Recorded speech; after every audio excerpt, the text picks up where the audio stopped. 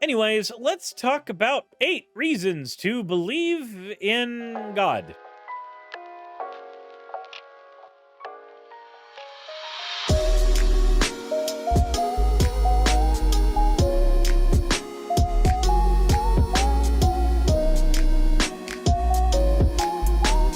This first one here is from Feather Boa Uber Mangaka. Said first legit fan art that wasn't just a meme template, titled The Life Cycle of a Suris Slime. Had the idea of Slime Girl Booba being budding slime Surises, and they drop off when ready to emerge into the world. Not overly proud of this piece, but practice is practice. Well, that's how we make more slimes. I literally just pull off a tit and drop it on the ground, and there you go. Secondary slime Suris. Don't tell Mr. Stopheles. Next one we have here is from Toxie Peach. My hyper-accurate Suris fan art. I have short-term memory loss. Moving on, the next one we have is from Kitterdoodle. Work in progress of Suris giving chat permission to become gay frogs. Yes, chat, you may become frogs. I've seen the final of this, and I can't wait to actually show it. I think it'll be in the very next episode. No, it'll be in 2 episodes from now is when the final version of this will be shown. As always, everyone, thank you all for your fan art submissions. If you want your fan art to be shown in a future video, the best way to do so is to drop it in the fan art section of the Discord. With that all said, let's go ahead and get into the video itself. I'm not fond of frogs. Could I just be gay? Sorry, you only get one. You only get one. Bible, the first one you've never heard of, it's called Circa Sept. I need to play it from there. I hit the wrong button. Beep. Today we're going to talk about 8 reasons to believe in God and the Bible. The first one you've never heard of, it's called Circa Septan rhythms. Every one of us is programmed with a body clock. A circadian rhythm? That's a reason to believe in God? The little biological clock thing that, you know, tells you when to wake up and fucks with your ability to feel good when you sleep? That's a reason to believe in God. That's literally just a thing that came about because of evolution. That's just human biology. What? That body clock still is being very slow. We are going to increase this speed greatly. Functions if we were to lock ourselves up in a cave for many days. In fact, researchers have done this. And they find that people, even when they're cut off from all time cues, no light and dark cues, no newspapers, no television, no wristwatches, no cell phones, these individuals still stay on a circadian rhythm. Circa meaning about, DN referring to a day. So it's about a 24-hour rhythm. It's best to take that rest until the next morning or a rest on a weekly cycle. But beyond the circadian rhythm, we also have weekly rhythms. They're called circa septan rhythms. We in humanity all march to a 7-day week. Every culture throughout the world that I'm aware of still adheres to a weekly cycle of 7 days. And there's times when humanity has tried to change that. The French tried to make everything metric, including the week, and tried to change it into a 10-day week with 10 hours, 100 minutes in each hour, 100 seconds in each minute. And the mental institutions filled up because the decade, which is what they called the week, led to decadence, and everything fell apart. The decade led to decadence? That feels like misinformation. That feels like misinformation. I'm not 100% certain, but give it... Okay, let's see here. If you had... Let's pull out the calculator. Let's do it. Boom. Boom, boom, boom. Okay, cool. So you have a 24-hour day times the 60 minutes times the 60 seconds. So you have 86,400 seconds. So if we tried to do that to 100 minutes and 100 hours, that wouldn't work. You could not break that down to metric the way it works. I'm sorry. That's awkward. I don't know if that's a thing that fucking happened. Hold on. I have to see here. Did the French try to change days to metric? He's wrong. Your circadian rhythm can get thrown off by being bored enough with the easiest way to show that being solitary isolation. Yep. If they changed the length of a second, it could have worked. They did try to decimalize time. One calendar redesign came from the French Revolution. Revolutionaries decreed the first year of the revolution as year 1, and they made the week 10 days long. This calendar endured for more than a decade, lasting until Napoleon crowned himself emperor. Wait. So the change only happened because of literally a change of management? Okay. Sure. That feels like that's a useless piece of info now.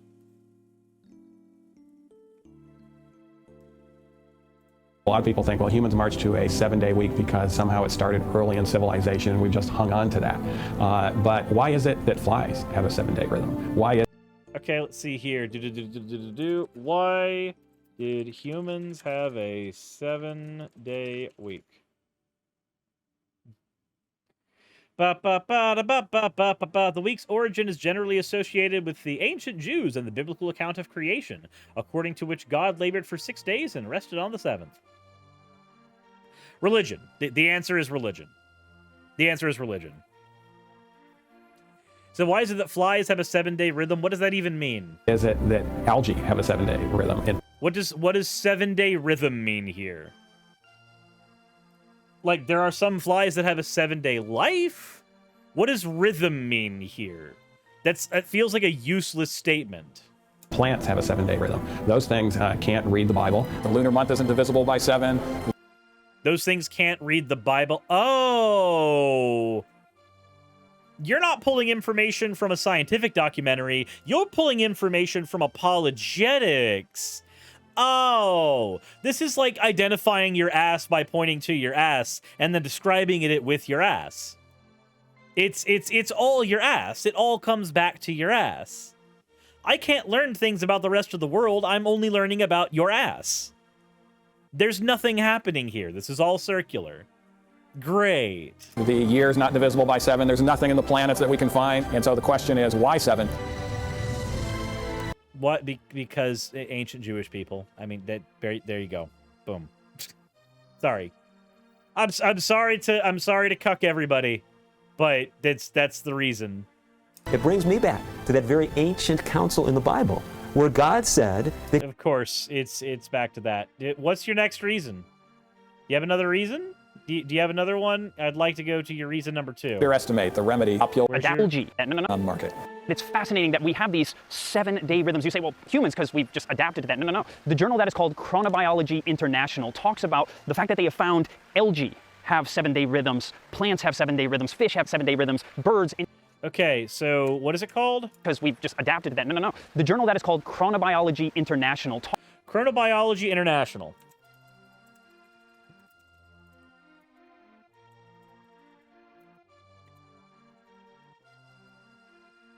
Maybe they'll describe what a fucking rhythm is. That'll be helpful. All right. 587 views, 18 citations and cross-references. Okay, from Alan E. Reinberg from University of Texas. Let's see here. The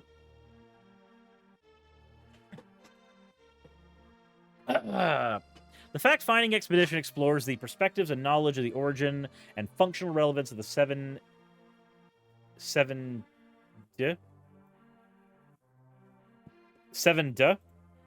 domain of the biological time structure, with special reference to human beings. These biological rhythms are displayed at various levels of organization in diverse species, from unicellular sea algae to fish and birds and mammals, including man, under natural as well as artificial environmental conditions. Nonetheless, very little is known about their about the derivation, functional advantage, adaptive value, synchronization, and potential clinical reference. About 7D cosmic cycles are seemingly too weak, and the 6D work 1D rest command from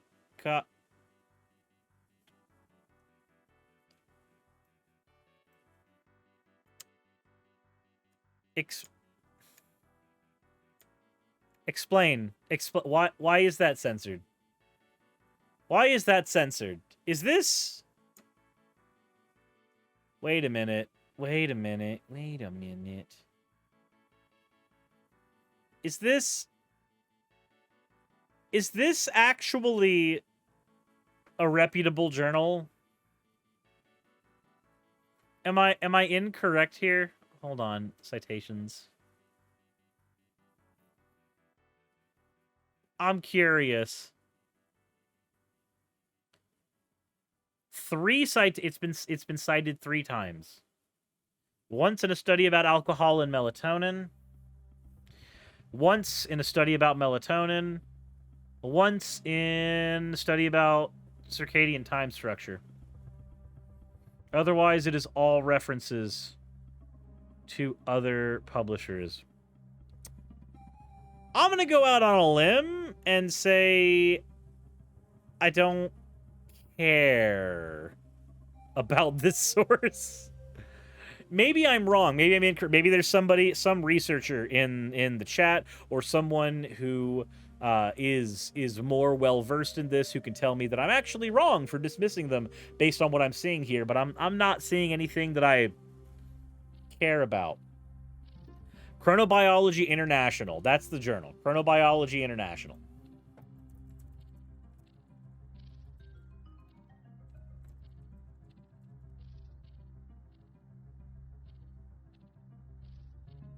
Let's see here.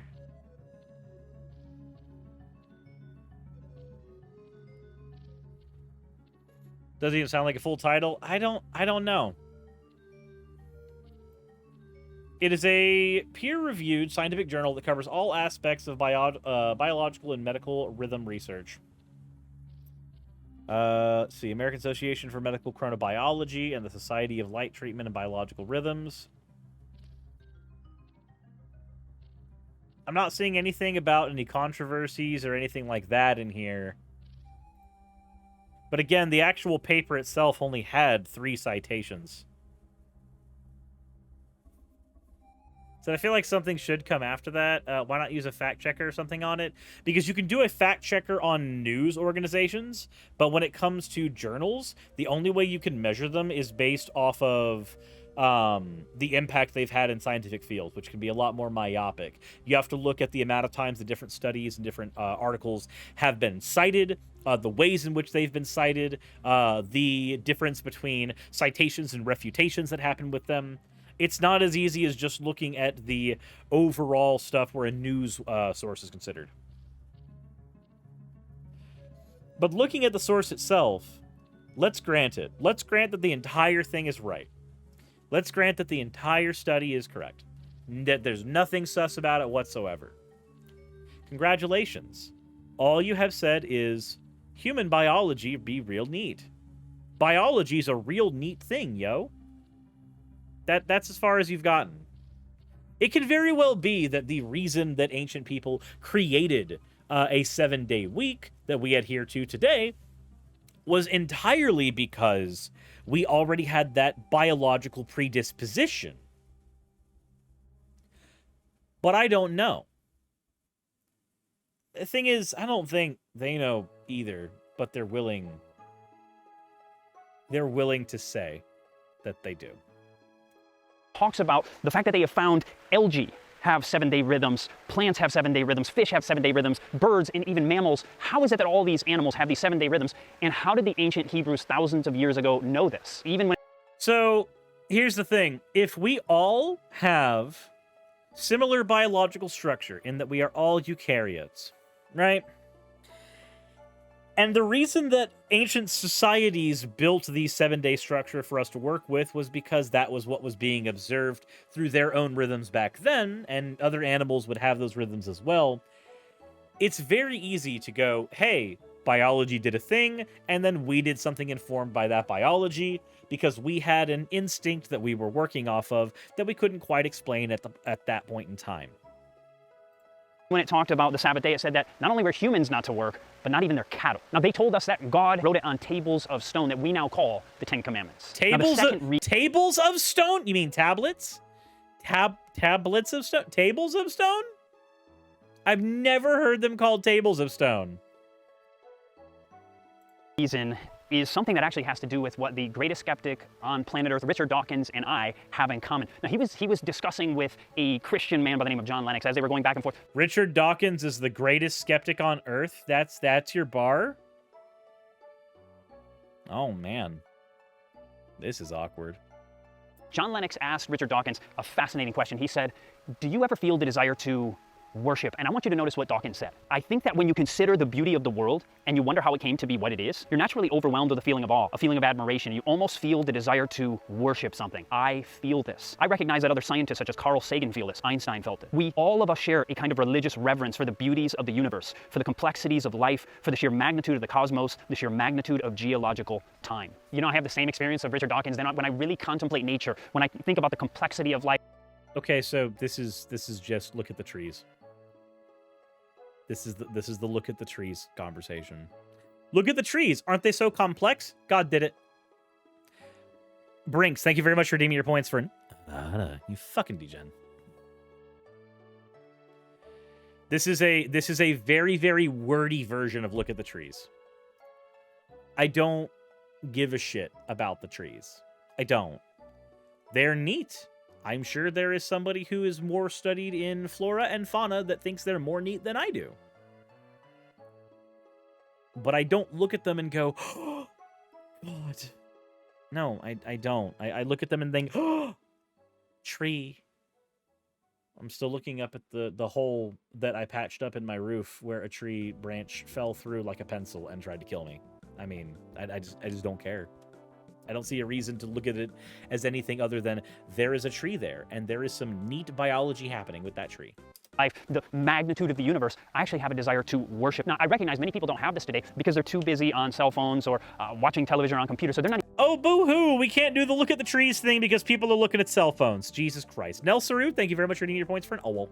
Even thinking about the great mystery of life, but Richard Dawkins thinks about it. Carl Sagan, Einstein, all felt the very same thing, this desire to worship. And the Bible actually says in Romans chapter 1 that God put this inside of us that when... And of course, it is written on their hearts, blah, blah, blah, blah, blah. And people have no reason not to believe, and they get to go to hell because it was written on their hearts the whole time.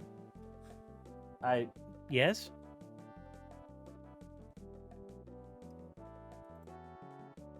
When we contemplate nature, that we know that there is a God, and even Richard Dawkins senses it. And there was another man by the name of Anthony Flew, one of the foremost philosophical atheists for maybe 50 years, and Anthony Flew himself ended up writing a book called There Is a God. Notice what he said. My departure from atheism was not occasioned by a new phenomenon or argument. Over the last 2 decades, my whole framework of thought has been in a state of migration. This was a consequence of my continuing assessment of the evidence of nature. When I finally came to recognize the existence of a God, it was not a paradigm shift, because my paradigm shift remains, as Plato in his Republic scripted his Socrates to insist we must follow the argument wherever it leads.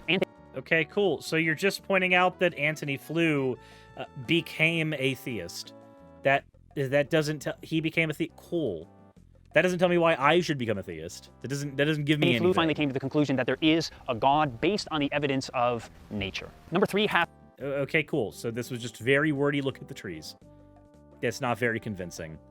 Look at the trees. Okay, cool. There are trees. They have complex biology. That's cool. That's what happens when evolution does its thing.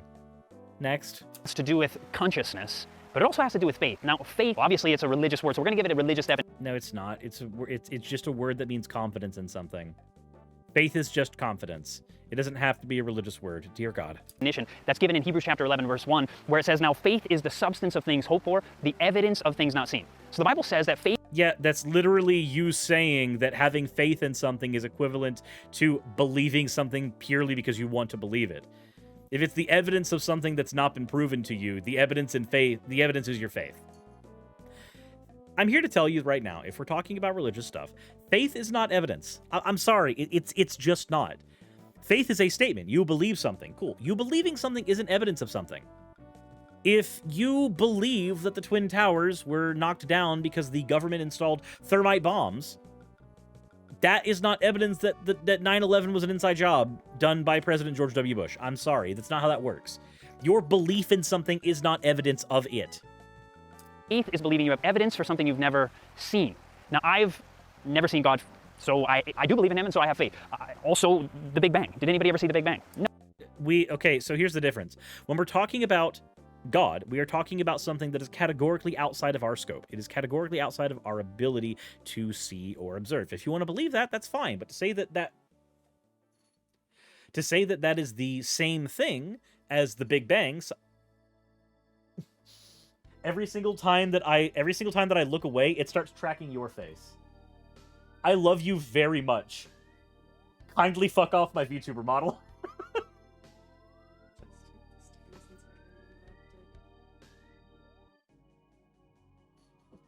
Oh, dear God. I just wanted to show you that they're Okay. Anywho.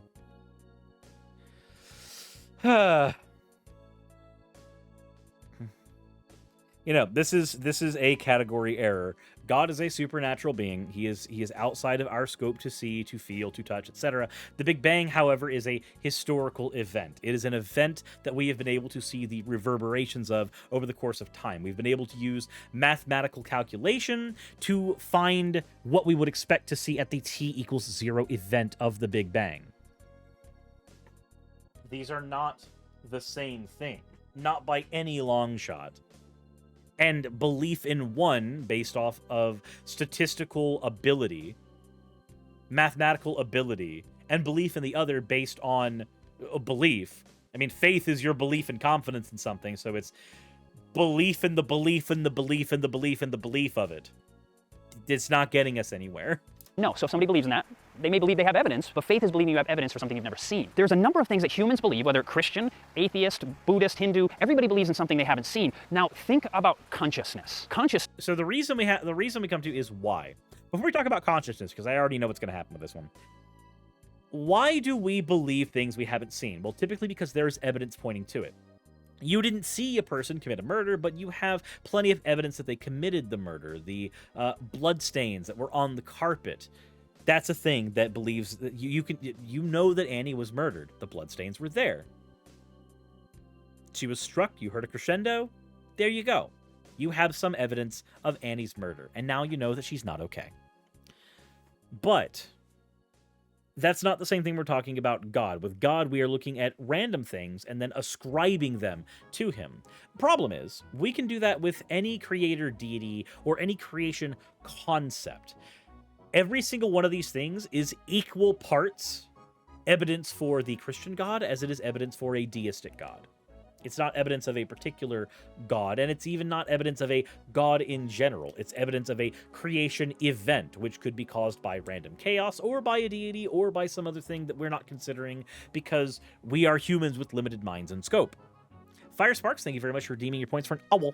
Owl.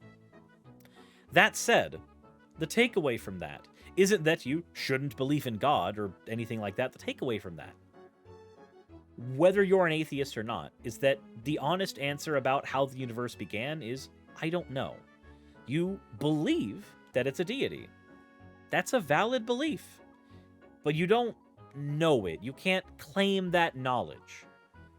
Knowledge is what happens when you have a belief that is confirmed to be true. It's not a thing that's been confirmed to be true. You believe it. I believe something different. One of us is wrong. We do not know which one. I'm okay with that. I'm okay looking at life as a journey where I'll figure out those things. I don't need to sit here and be as arrogant as someone would be to say that they most certainly know what happened at the beginning of the universe. But let's get to the brain meats bit. Is something that, according to evolution, there was once a beginning of the universe. And then over time, matter slowly came together and began to have self-replicating organisms. And those self-replicating organisms, which were made of matter, over the course of time began to be able to think about itself, which was matter. Matter, if you give it enough time, will start thinking about itself. Now you say, Chad, that's a pretty simplistic understanding of all this. Maybe so, but the fact is nobody's ever seen it happen. So, can we talk about the Miller and Urey experiments for a second? Nobody's seen it happen, except we've been able to actually do... we've been able to replicate old Earth conditions and create some of the essential amino acids required for the building blocks of life. That's a thing we've been able to do. These are old experiments that we've done, and we've been able to do more since the Miller and Urey experiments.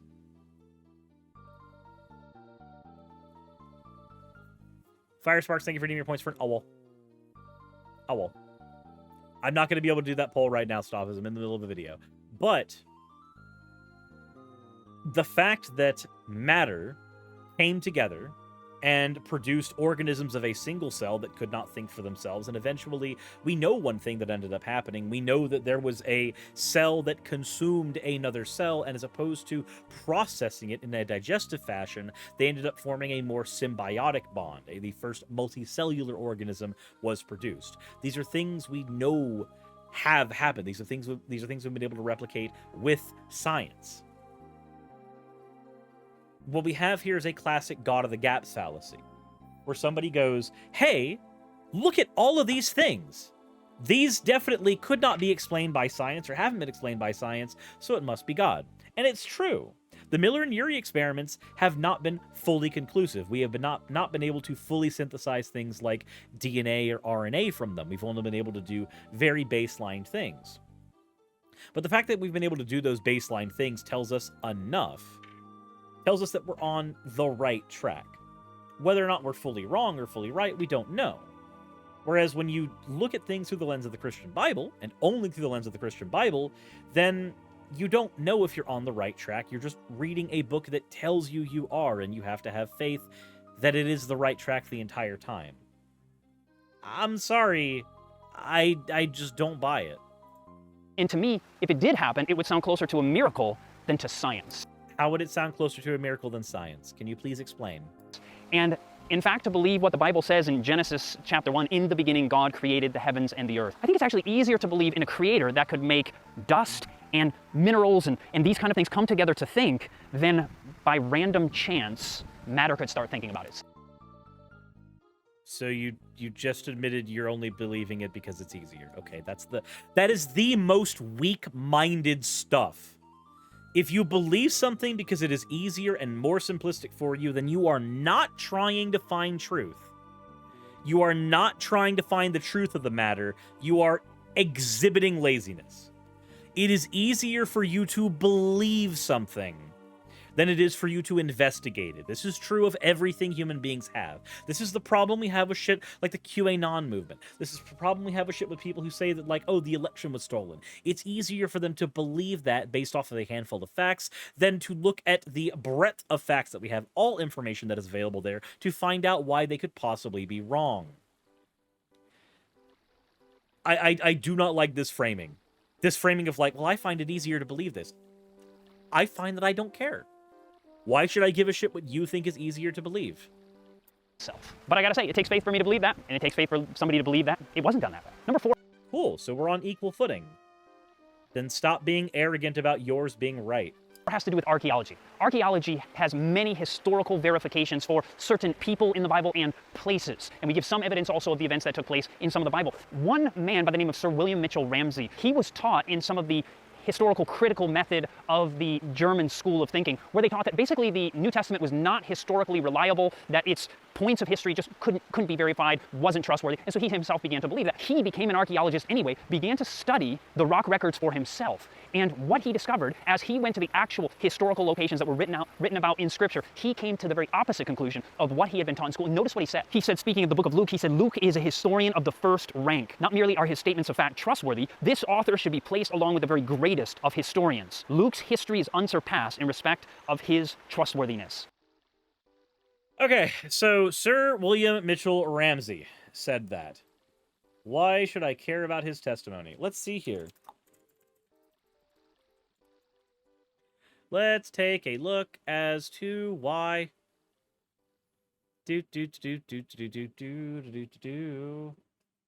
was a Scottish archaeologist and a New Testament scholar. Let's see here. Let's do a little bit of research. He became the foremost authority in his day in the history of Asia Minor and leading scholar in the study of the New Testament. Ramsay was educated in the Tübingen School of Thought, which doubted the reliability of the New Testament, but his extensive archaeological and historical studies convinced him of its historical accuracy. From the post of Professor of Classical Art in Architecture at Oxford, he was appointed to the Regius Professor of Humanity in Aberdeen. Knighted in 1906 to mark his distinguished services to the world of scholarship, Ramsay also gained 3 honorary fellowships from Oxford colleges, 9 honorary doctorates from British continental and North American universities, and became an honorary member of almost every association devoted to archaeology and research. He was one of the original members of the British Academy and was awarded the Gold Medal of Pope Leo XIII in 1893 and the Victorian Medal of the Royal Geographical Society in 1906. Ooh. So he actually is a very well-renowned archaeologist. So, let's go ahead and do the granting the premise method. let's grant that the majority of everything in the New Testament is historically accurate, or as accurate as a historical piece can be. Remember that there are people that we know are real, who have actually existed, who have had very sensationalized stories told about them. The individual stories may not be real, but the person they come together to describe is. So, if we grant that the New Testament is real, then we grant, or is accurate, at least to that degree, then we grant that the locations it's talking about are real. We grant that several of the people it's talking about are real. We grant that a person named Luke in the Middle East somehow is real, and Luke was definitely his name, most totally. We could actually try not strawmanning that. We could steelman that. His name might not have been Luke, and it didn't have to be Luke. Whatever the historian's name was who wrote the book of Luke, let's go ahead and grant them that they are at least somewhat accurate. What this means is we have a collection of stories written about things people saw and believed. That is evidence that a bunch of historical things happened, like Jesus Christ existing, the cult of priestess existing. There's things that we can find there, like Paul spreading the gospel of the early church, Peter founding some of the early church stuff as well. We can find a lot of that by looking through the Bible. But you know what we don't find? Awkwardly. Evidence that Jesus was God. If you take the entirety of the New Testament to be as factual as possible, then you find a group of people who believed wholeheartedly that he was a deity and put it to paper. And that is an astounding thing, and it's very noteworthy from a historical standpoint. But what it is not is evidence that he is in fact a deity. Because there are people right now who are written about right now, who people think are deities right now, and write about it as we speak. And that is not evidence that those people are deities or blessed by their god or any other. The existence of a historically accurate document that claims that somebody is God is not evidence they are God. It is evidence that the author believed that. And I am willing to take it as far as that. I am willing to grant everything that is being said by Sir Mitchell Ramsay. And the conclusion we come to at that point is that people historically believed. There was a group of people that believed Jesus was the Son of God and was the Messiah. I am willing to believe they believed that. That doesn't give me a reason to believe that their belief was true. We have historical verification for people like Pontius Pilate. We have so many people that are verified through the rock records that it is absolutely incredible. And if you're willing to look into the evidence for history and archaeology and nature for yourself, rather than just what you're told by other people, you may come to the same conclusion that Sir William Mitchell Ramsay came to. Or you'll come to the conclusion that despite that breadth of evidence, you don't have evidence that that is a deity. You have evidence that people believed that. And that's interesting. That's cool. That's useful information. That does not get us to a God belief. Number 5 has to do with one of the questions that many skeptics have lobbed against the Bible, and that has to do with the telephone game. Maybe you play that game where you have someone make a statement, like they'll whisper into somebody's ear, the weather is beautiful today in the Carpathian Mountains. And then it goes from person to person, whispered from ear to ear. And when you finally get to the end of the room, inevitably the last person says something like, purple bunnies look nice in the sun, right? It always ends up like that. And so people have said, well, maybe the Bible was written thousands of years ago, which it was, and maybe it's been totally changed over the last 2 millennia. And looking at that sounds like a good argument. Because the oldest portions of the Old Testament we had, some of them were about 1,000 to maybe 1,100 years old. So what about another 1,000 years before that? Well, we didn't know for sure. Until the discovery of the Dead Sea Scrolls by a young Muslim boy by the name of Muhammad Edib, was a goat herder. He was walking through the area of Qumran and he threw a rock into a cave. He heard some pottery shatter, and investigating, he found what began to be known as the Dead Sea Scrolls. Now, archaeologists could actually test head-to-head with the modern Bible, looking at a version of the Bible that was over 1,000, maybe 1,000 years earlier than some of the oldest manuscripts, and they could see, was it like, maybe it was like the telephone game and all the Christians were just dead wrong, maybe the Jews were just way off, but now we could know. And the Dead Sea Scrolls were revolutionary in that we could discover that the Bible, since the time of Jesus, was virtually unchanged. And so... Really? So the Council of Nicaea never happened? That... The Council of Nicaea didn't happen at all? All the books that were taken out of the biblical canon? Never a thing. The Bible being completely unchanged at all? Let's go ahead and take a look at that.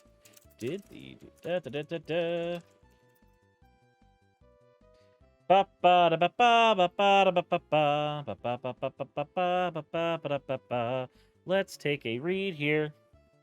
The Dead Sea Scrolls are ancient Jewish and Hebrew religious manuscripts discovered in 1946 at the Qumran Caves in what was then Mandatory Palestine, near En Feshkna and the West Bank, on the northern shore of the Dead Sea, dating from the 3rd century BCE to the 1st century CE.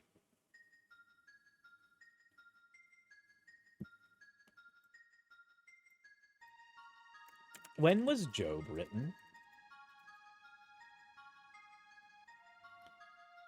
Job was written between the 7th and 4th centuries BCE.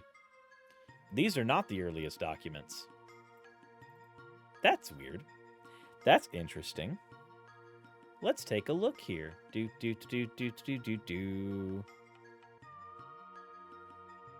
Fragments with unknown provenance, physical characteristics, photographed separately.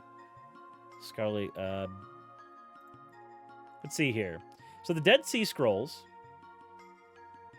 had stuff from the Book of Psalms, Deuteronomy, 1st Enoch, Genesis, Isaiah, Jubilees, Exodus, Leviticus, Numbers, a book called From the Minor Prophets, Daniel, Jeremiah, Ezekiel, Job, Tobit.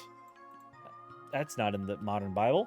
Kings, Samuel, Judges, Song of Songs, Ruth, Lamentations, Sirach, Ecclesiastes, and Joshua.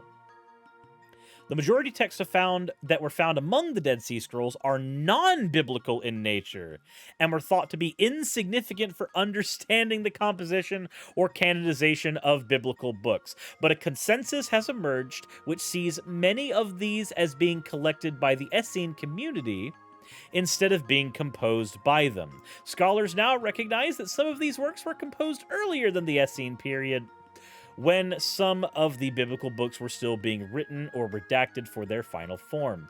Oh, so you mean the Dead Sea Scrolls are actually the opposite of this? They are evidence of severe foundational changes in the Bible that have happened in the books that have been ripped out of the damn thing. Oh, interesting. That's cool. That's really good to know. I'm glad to know that the argument that you just had was thrown on its face by the thing you just said. Real awkward. Real weird. So we can trust that the message Jesus was reading, like in the great Isaiah scroll, as they discovered that and they could test it head-to-head, the same message Jesus was reading in the book of Isaiah about the suffering servant that he would become is the same message that we read when we open our Bibles today. And in actuality, I have to thank an atheist for changing my life. What ended up happening was I had an atheist make me look like an absolute fool for never having read the Bible. And I looked like a fool because he was basically letting me know, you didn't look into this for yourself. You didn't even study this out. And it's true. I hadn't taken the time to read that book through. And I decided right then and there, I was going to go home and I was going to read the book through page by page. I was going to read the Bible through. And I have come. Good. You should do that with any religious book you claim to adhere to. There's a reason I wanted to be a theologian when I was a kid. I was reading my Bible desperately. Maybe Revelation's a little too many times than I should have, but that's a thing I did as a child. Come to the conclusion, this is the most life-changing book I like to read. I've never seen anything like what I believe is the Word of God. And have you taken the time? Have you tested it for yourself? Or have you just heard what other people said? Or even if you're a Christian for that matter, have you just taken other people's word or a pastor? We're not to do that. We're to test this book for ourselves. So I want to challenge you, whether you're a skeptic, whether you're a Muslim, a Hindu, a Buddhist, a Jew, whatever. Don't trust people around you. I want to challenge you to go right to the book itself. I agree. Go ahead and read the Bible. Do it. I wholly encourage you to do this. I know just as many people who were made Christians by reading their Bible as people who were made atheists by reading it. That's a gamble I'm willing to take with anybody. Have fun. Defresh7 Lit, thank you very much for the follow. Just like that atheist did for me, and as he did that, it changed my life. And we've hit 5. We're going to go into the next 3, which I think are the most powerful. But because we've gone long, we're going to put that in the next video right here. And when that comes out, it's going to be... So you mean I have to make a part 2? You bastard! And wait, hold on. The videos here, 20 things the Bible says about finance, and a video about happiness. Am I making a part 2? I don't know. What? Didn't he lie in the... Yeah, no, not only is the title a lie, but neither of these are the 3 other reasons. Oh my god. Oh my god. Not... Guy, you have a 103,000 subscriber channel. Okay, sure, why not? Let me reinforce something before I finish this video up, now that I've been completely cucked by the presenter. Whether you are a Christian, or an atheist, or somebody who has any other religion, I don't care. But don't have these just blatantly wrong reasons to believe in your literature. Every single thing that you gave me can make somebody a deist just as fast as it can make somebody a Christian. And that, despite what Ken Ham and William Lane Craig have tried to say, that does not get you one step closer to your deity. That's just as many steps away from your deity as it is steps close. I'm sorry. This has not given me any reason to change my mind, and in fact, some of these were honestly kind of disappointing to even look at and hear about. I do not think that the person who made this channel is a bad person. I don't know if he's made videos talking about LGBTQ issues or, you know, the reasons that people should believe the Bible or they're going to be burning in hell. I don't know if he's done that. If he has, then that's probably a thing that I'll be covering at some point as well. But I do know that this video severely disappointed me and didn't give me what I thought it was going to give me when I read the title. But maybe it did that to you guys. Maybe you had a chance to get something out of this more than what you thought. So let me know what you got out of this in the comment section below, and if you have any different answers to the questions that he had there. And the things he said are evidence of the Bible, reasons to believe. Who knows? Maybe you got something different out of it than I did. But as always, everybody, let me know what you think in the comment section below, and yeah, insert end of video tagline here.